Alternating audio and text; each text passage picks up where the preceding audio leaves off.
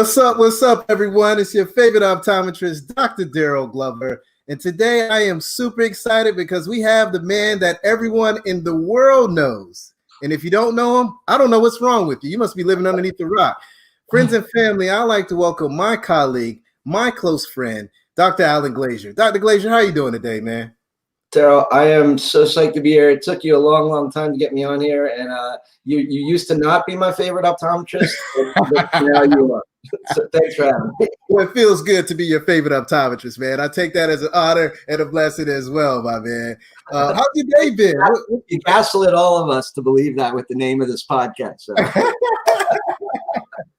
How's your day been, man? And how's your week been? I mean, we're here at Friday. You know, it's time to celebrate and relax. And hey, how about we cheers, man, to the week?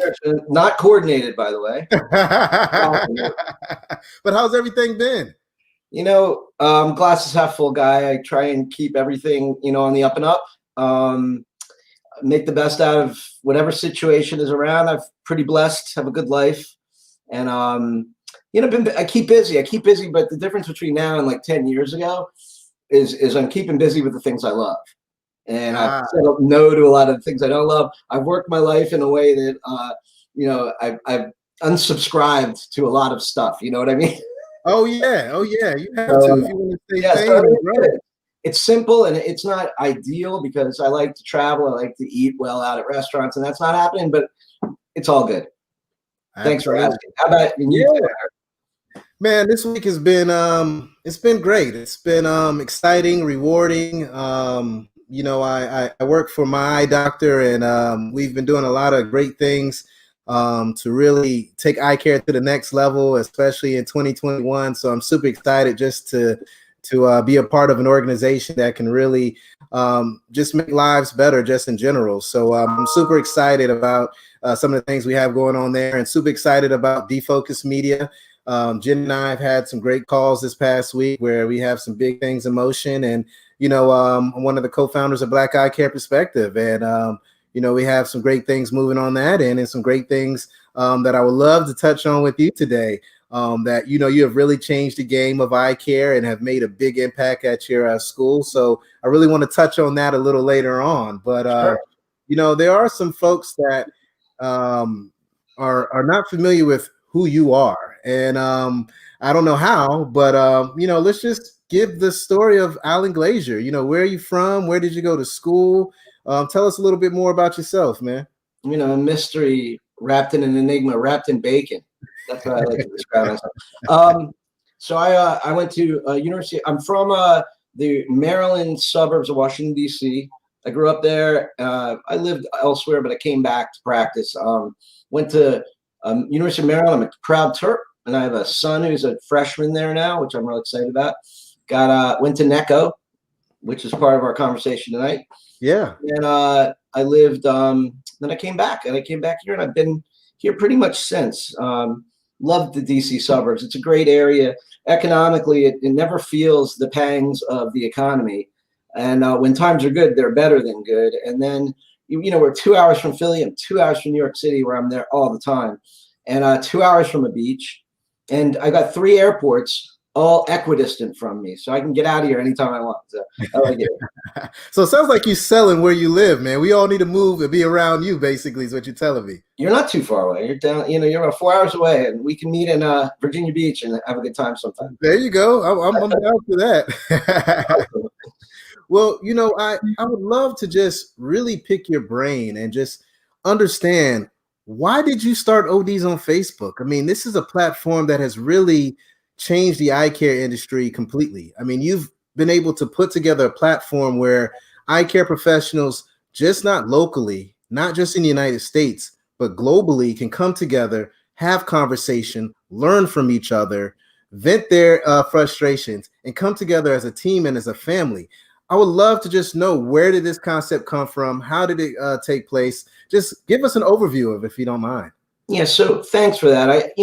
I don't mean to be modest, but I'm not the originator of forum-like conversations for optometrists. The godfather in optometry is Walt Mayo, and Walt had this but it was when he did it, when he started it, and maybe even as early as the late 80s, early 90s. I guess it was early 90s. It was a listserv kind of thing, so it came in your inbox. There wasn't social media. And then in the mid 2000s, there was another forum. I'm not going to mention it because this is the genesis for creating ODs on Facebook. Was a experience I had on there that I wasn't that happy with. And Okay. they do what they do, and they're still around, and good for them. But it's a forum. Then from the listserv, they went to the forum style, where you log in forum, where you went to meet up with your colleagues. And this was kind of, and they even described themselves as the Wild West, where there was no moderation, there were no rules, everything went for a long time. And it was hard to engage in there for me because there was a lot of upsetting stuff that happened in there. There was a lot of talks about political things. There was a lot, anything you can think of that you wouldn't want in an optometry conversation happen in there without any kind of moderation. And it gets frustrating after a while because I like to have fun just like anyone else. I have thick skin like anyone else. Right. But we are a group of experts. Everyone in ODs on Facebook is an expert, and they have really valuable stuff to add to the conversation.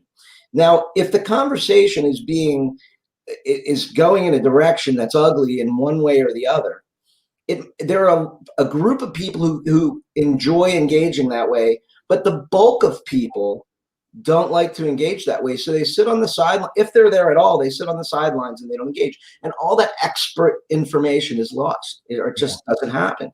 And I realized this, and Facebook came around, and I was early on the Facebook because I was early. My whole gig in optometry was marketing and social media and search optimization. Right. And I got into Facebook. I'm like, this is a great place to host a forum. But what I'm going to do, and literally on the back of a napkin, I wrote everything I didn't like that went on in that group, and I created a guideline about it. Number one is no haters. That's half number one, my man. Number one, you cannot insult somebody outright personally in there. I'm like, how am I going to moderate that? But I didn't know it would be big. I thought, well, I'll tell you what it was going to be. Then number two was no discrimination of any type. And number three, but still to me, like a core guideline, because it happened more frequently than discrimination, thank God, was political comment. I don't want to talk. If you're an OD, I don't want to talk politics with you necessarily unless you're a close friend, right? No interest. Right. I want to talk clinical practice management and have a little fun, but not at anybody's expense. And that became my tagline for this. And it seems like it worked because nobody is marginalized on there. And that's why the conversation levels are so high. Is everybody is, we put in the time to moderate it from day one. On day one, I invited like 40 of my podium speaker, thought leader, author friends. You probably know all those names. They're the 50-ish-year-old crowd like me who's going out while you young people are coming in. And I didn't think it would get much bigger than that, to be honest with you, but I also didn't know that you could invite people. So I set it up. I put the guidelines up. I made an intro paragraph. The first thing I ever did saying what I just told you. I went and I saw like 3 hours of patients. I came out, there were 120 members, people inviting people. And from there, it was just through the roof. So I think I was in the right place at the right time. Another thing that helped me was that people were in Facebook all day. It was up on their screen. They didn't have to go log in. Right. It was just there. And so in between patients, as it got interesting, the content got better. They would just go there. And I've done polls. People have said they spend a combined half an hour of their entire day looking at that. And that's a big compliment to me. Like, I love that. Yeah.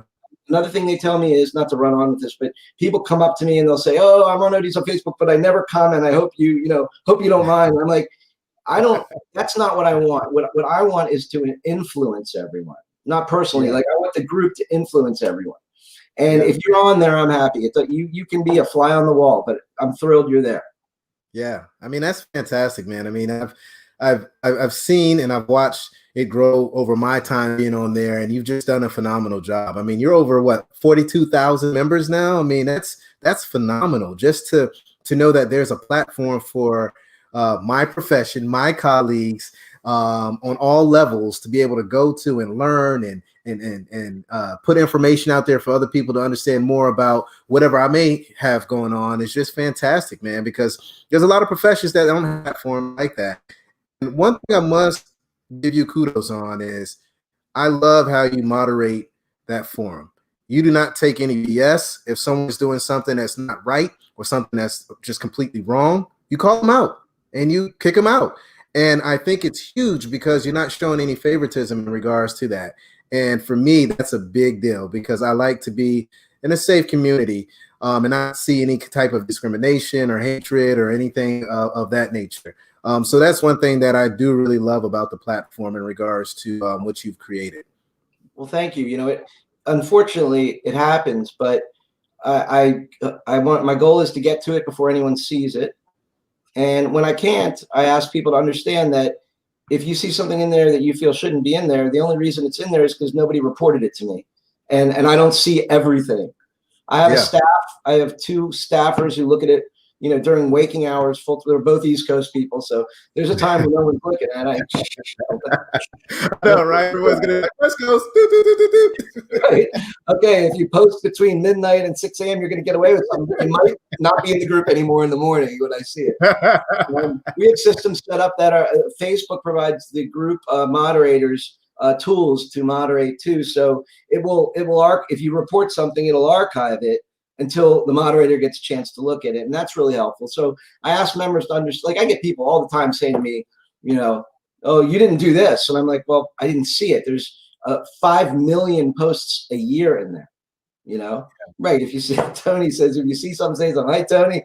Good to see you. You know, I got to get Tony on the show, man. Tony, he's just one of those guys that he's just always full of good energy. He always says the right thing. You can tell he's just a positive guy. Tony, I need you on the show, man. We're going to get you on here sooner than later. So I really like his energy.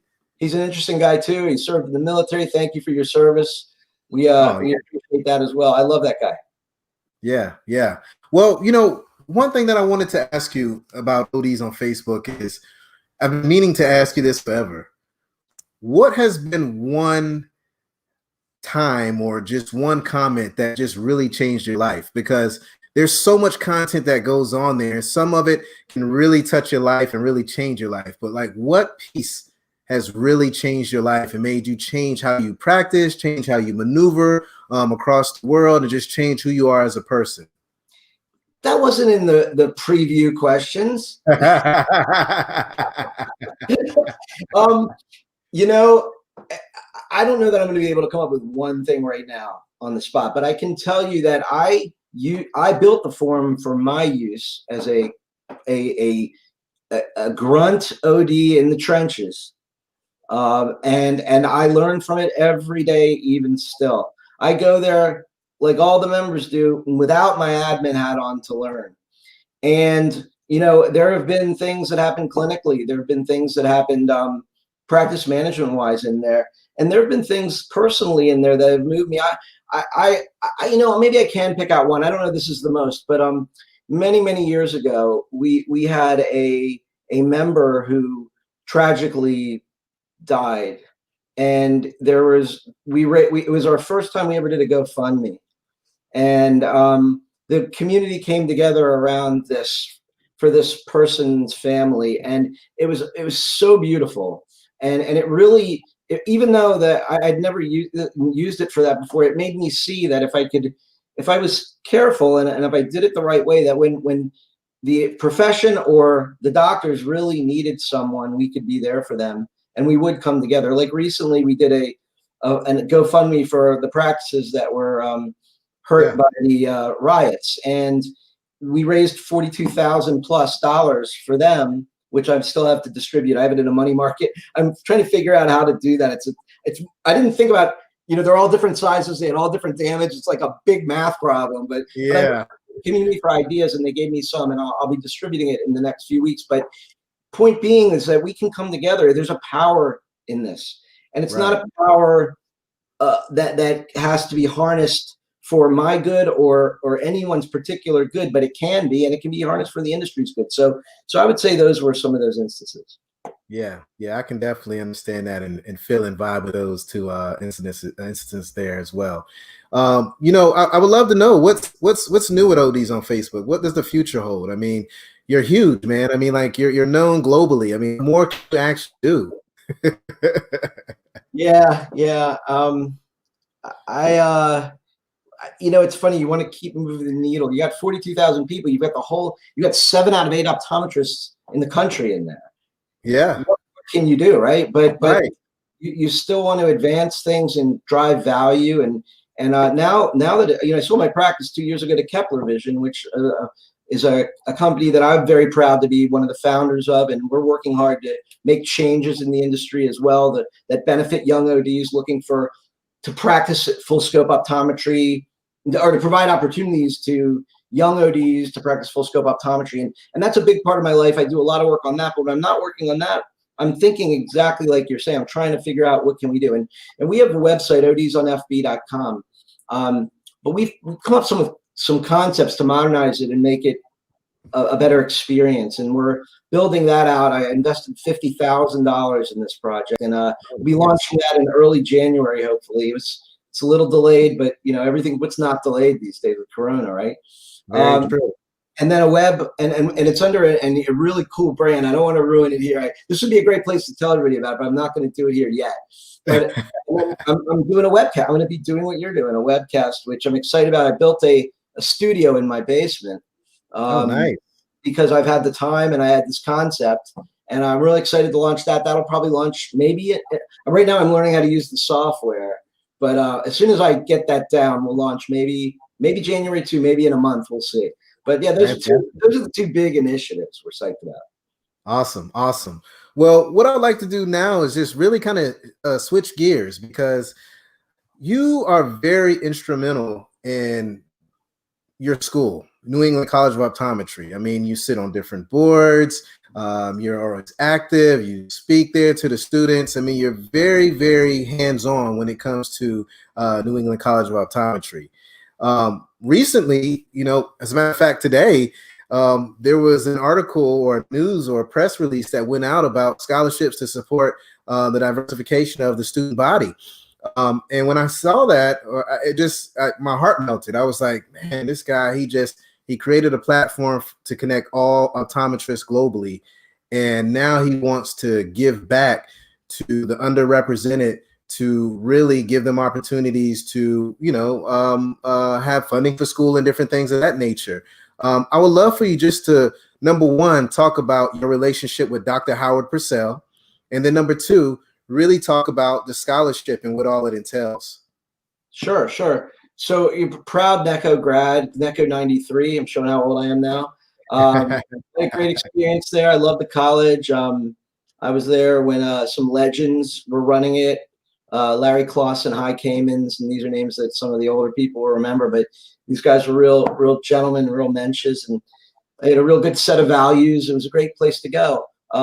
Howard and I had a relationship through corporate optometries with companies throughout his career that we connected, and we also had built a personal relationship because we have a lot in common. We have good laughs together. We connect, and he ended up, the president of my college. I'm like, I knew he went there.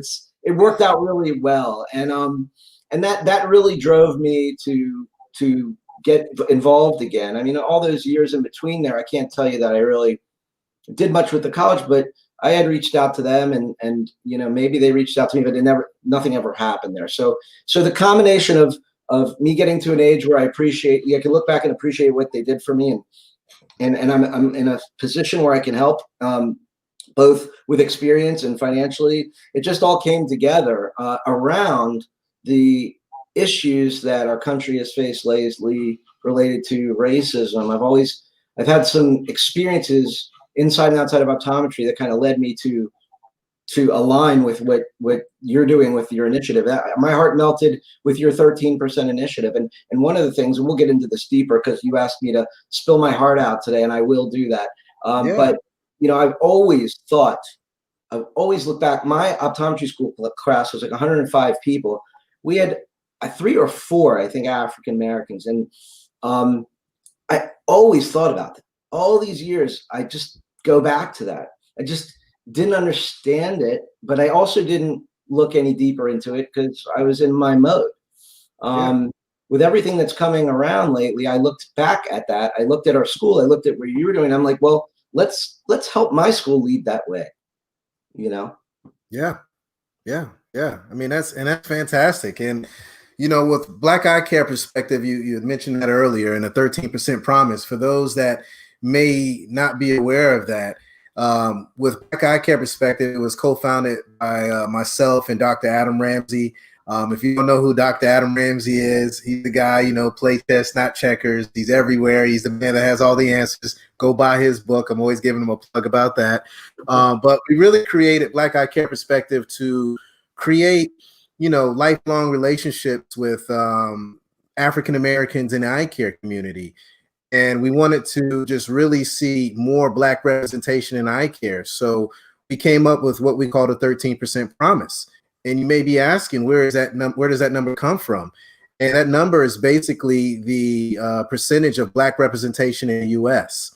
And we're strong believers that, with anything that's out there, you should reflect what the population reflects. So with the 13% promise, we want to see that 13% all across the board, whether it's student representation in optometry schools, whether it's key opinion leaders, whether it's eyewear designers, whether it's corporate folks, whether it's executive boards. We just want to have that representation. That way we can give our perspective and just make a more diverse representation just in eye care, because we all know when you have more diversity, you're going to perform better. I mean, stats and research has proven this year in and year out.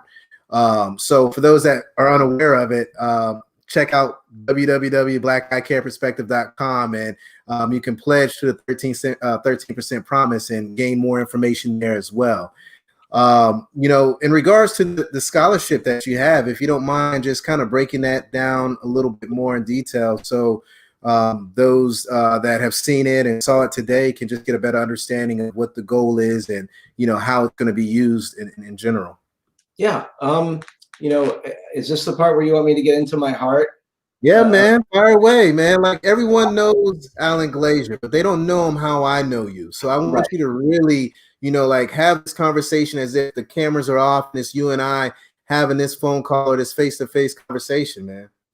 I want you to think. I'm gonna go back to my history about this in a minute, but while I'm talking about this, I want to frame it with something that is always that has more recently bothered me that people can connect with, and that is our and not from a political perspective at all, but if you look at our last president, okay, who I think is a gentleman and a mensch, had a beautiful family, and this guy has a Black father and a white mother, but he's Black, and nothing wrong with being Black. I'm, in like he's a Black man but he's 50. He is a multiracial person, but he's viewed by a huge segment of our society under that lens that they look at, unfortunately, as something that's not as good as somebody who's not Black. With through that lens, we're going to go back now and look. I grew up. I went to a high school that was 50% colored and Black and white. I don't know what. I'm not going to use the PC terms because I've had a little whiskey. I don't know what's right, but we had a lot of Asian. We had a lot of African Americans. We had a group of Jews. The color in general. Everything there, right? Yeah. And I grew up in my group of friends, and this is all stuff I came to realize later, but I grew up not taught purposefully, but just intellectualizing it, that I was taught on some level by someone or somewhere that influenced me that there was a difference between people of different skin tones. And at a certain point in my life, I'm like, this is the stupidest thing I've ever heard. Scientifically speaking, humans, there's no difference between humans. And if you and then I had this idea in college that I actually still want to do this. If you could get like 100 people of all varying skin tones, from the darkest Nigerian to the whitest albino, and all varying skin tones together on like a soccer field, and have them together holding hands, so that between any two people, you couldn't say that is where the color changes. Think about how ridiculous this whole idea of the differences between people based on skin tone is. So anyhow, so that kind of drove me into the place where I started noticing this all the time and all the inequities and all that thing. And then in optometry school, thinking about those, the 4 people or 3 people in my class that, and by the way, Boston was I grew up, I experienced very little racism, a little anti-Semitism, very little racism where I grew up also. But when I went to Boston, that city was crazy racist. I saw it against me and a lot of other people. Everybody would come into the city and work during the day together. And at night, they would all go back to their little enclaves. You had the Jews in Brookline. You had Roxbury, where the African Americans were. You had the Irish in the South. And it was really, really weird. And so I guess it was in the forefront of my mind. And later in life, when Black eye care perspective happened, and I realized, I'd always been thinking about the inequity in my class.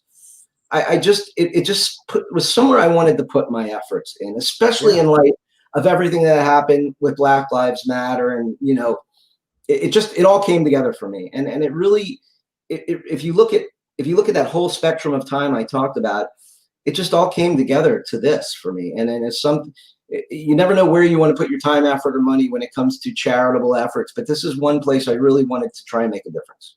Yeah, and it's noticed, the entire eye care community appreciates it, and I think, you're setting standard. If you have a position of influencing, a position of power, and you're doing things that are right, it's only going to make it better for the entire industry.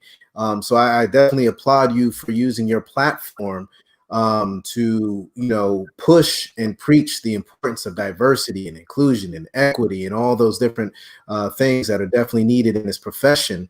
And I challenge our colleagues to do the same, because there are different platforms out there, none as big of yours, of course, but they have influencing power to really make a change.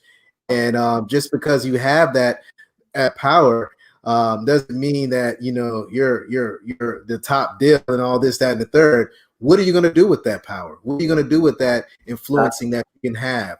That is the key. And I thank you, and I take my hat off to you for just really giving Adam and I and Essence Johnson and Jacoby Cleaver the opportunity to post on that forum some of the initiatives and things that we have going on, because we can't do this by ourselves. We need support from everyone. I don't care what background you are, black, white, purple, green, yellow, orange, whatever your favorite color is.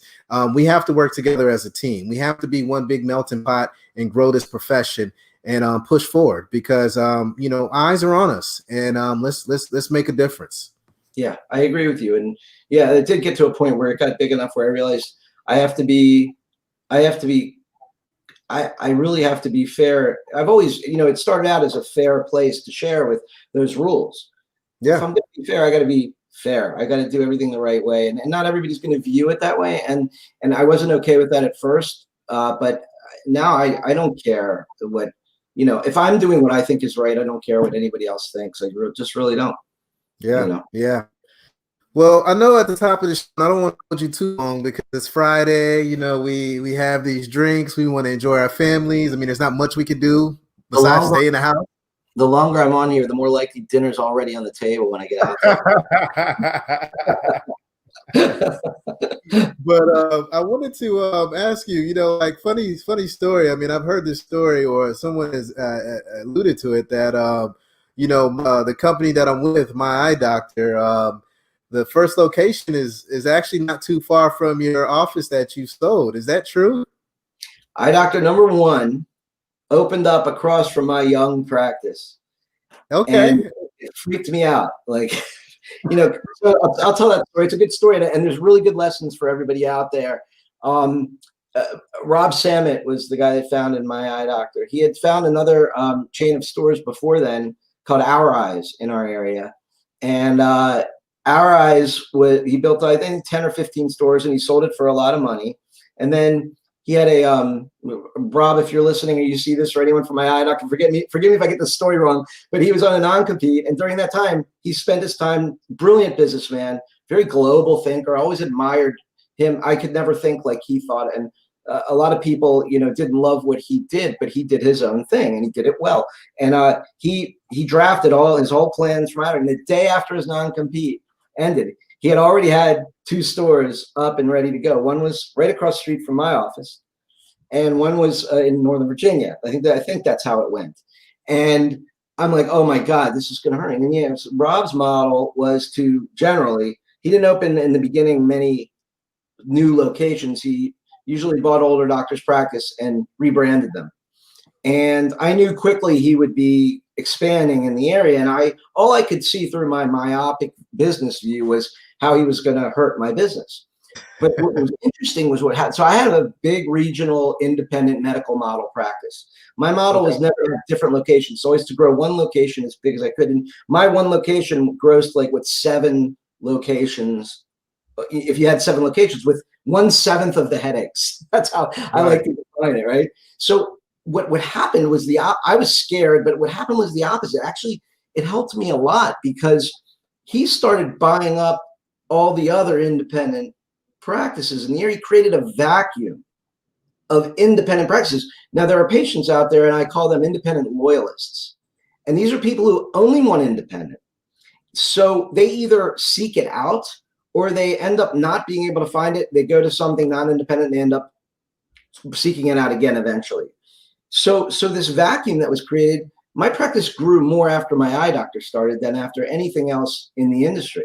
And they did well, and I did well, and everybody was happy. You know what I mean? So the lesson is, and I talk about this to the students, I'm like, you can go anywhere you want, to any city, no matter how many ODs, and practice and do well, as long as you practice the best of your abilities, as long as you're good and you do what you do, because people will bleed into you that way. And I jokingly say, unless you're in Chicago or Houston, where it's super saturated there. Now, of course, you can, those 2 cities, seriously, like I log in, everybody who joins ODs on Facebook, it's unbelievable how many ODs are in those 2 cities. But oh, wow. So that's kind of my story with my eye doctor. Is did amazing things. Sue Downs is an amazing business person who really has been with that company since the early days, if not day one. I don't know. Day one. She was the office manager since day one, man. So she's been rocking and rolling, and she's a great leader. And the thing that I really love is just the diversity that we have as far as our C-suite. Woman-led, Black chief medical officer, woman led with our chief operation officer. I mean, it's just a fantastic organization, and it grew from that one office that you were talking about to now about 650 something. I mean, so like, within X amount of years or a couple decades, man, it's really grown exponentially. And that global view that Rob had, this is what he built a major thing. So yeah, good. Everybody has their own mode of practice, and you do the best you can. You never get scared by anybody who competes with you. You just be as good as you can and take care of your patients, and you'll be a success. Yeah. Well, Dr. Glazier, I just want to, I want to end the show. I always like to ask people at the end of the show, if you could just give one piece of advice to not just students, not just optometrists, but anyone that's in general listening to this interview, what would that piece of advice be? One piece of advice, gosh. Yeah, man. I mean, I've got a whole list of stuff that I would go through if I had the chance, but one thing I tell people all the time, one of my philosophies is the only person that can embarrass you is yourself. And if you live that way and you don't worry what anyone has to say about anything that you do, as long as you know you're doing good by people, as long as you have a good sense of humor and thick skin and you don't take anything too personally, because nobody really cares. Just be the best you can be, and don't worry about how you're going to be embarrassed or how you're going to look. If you can just focus on what drives you, what motivates you, taking care of yours while taking care of other people, you're going to have a really good, happy life. I love it, man. Well, you guys, it's your favorite optometrist, Dr. Daryl Glover, and the man that everyone knows throughout the entire world, Dr. Alan Glazier. Thank you dearly for hanging out with us this evening, and we look forward to hanging out with you next time. You guys stay healthy, stay blessed, stay positive, and until next time, peace.